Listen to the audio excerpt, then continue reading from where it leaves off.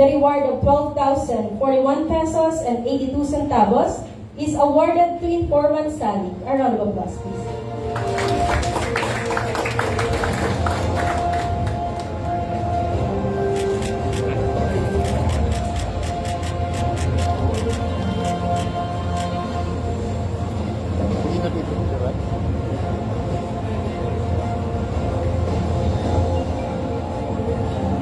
Ready, one. One, two, three. Our next awardee is informant with code name J, whose information related to Philippine National Police Drug Enforcement Group SOU-NCR resulted to the seizure of 2,236.47 grams of dry marijuana leaves and the arrest of a drug personality during a bypass operation at 50-C Champaka Street, Barangay Marikina Heights, Marikina City on July 8, 2025. The reward of 13,418 pesos and 82 centavos is awarded to informant J. A round of applause.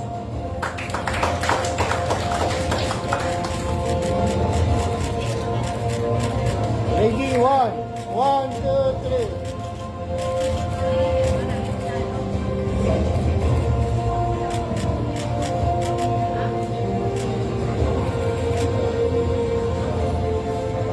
Our third awardee is informant with code name Candy 10, whose information related to PDEA RO4A, ARSA Team 1, resulted to the seizure of 1,155 pieces of ecstasy and the arrest of a drug personality during a bypass operation in front of SM Molino, Barangay Molino 4, Bacoor City, Cavite on August 27, 2025.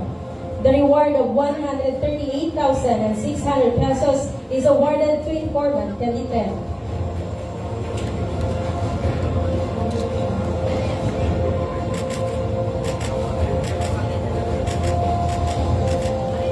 Ready, one. One, two, three.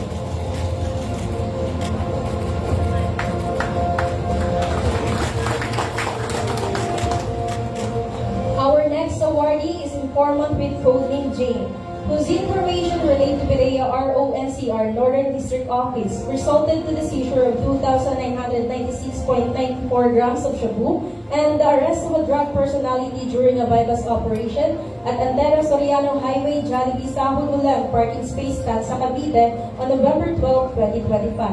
The reward of 224,806 pesos and 24 centavos is awarded to informant J.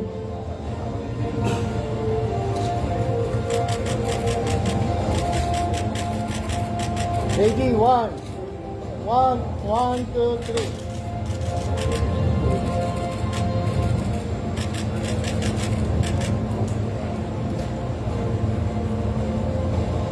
Our next awardee is informant with code name Falcon, whose information related to PDEA Special Enforcement Service resulted to the seizure of 10,260.49 grams of shabu and the arrest of 3 drug personalities during a bypass operation at the Heritage 3 Nature Park, Villar City, Barangay Molino 4, Bacoor City, Cavite on November 1, 2025. The reward of 456,193 pesos and 30 centavos is awarded to informant Falcon.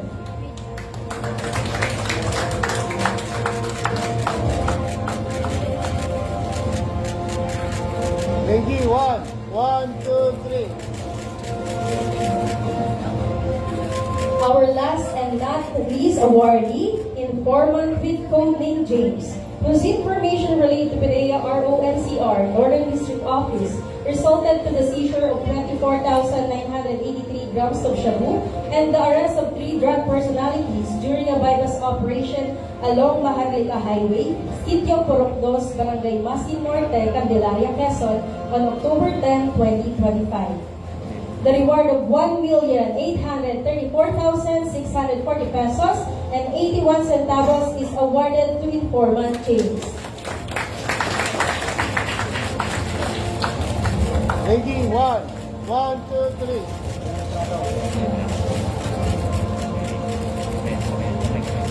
For posterity, may I request all other awardees as well as our sectoral representatives, sirs, to please join our officers for a photo opportunity.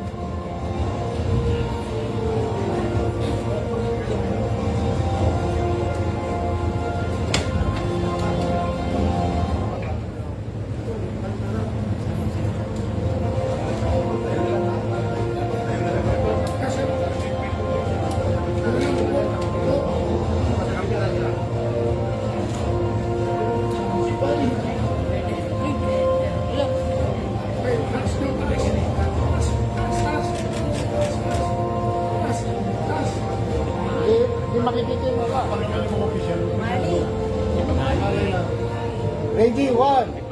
One, two, three. One, two, three.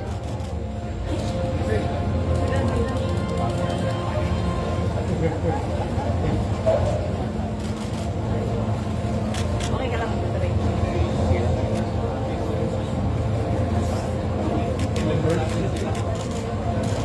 Thank you, sirs and ma'am. Please take your seats.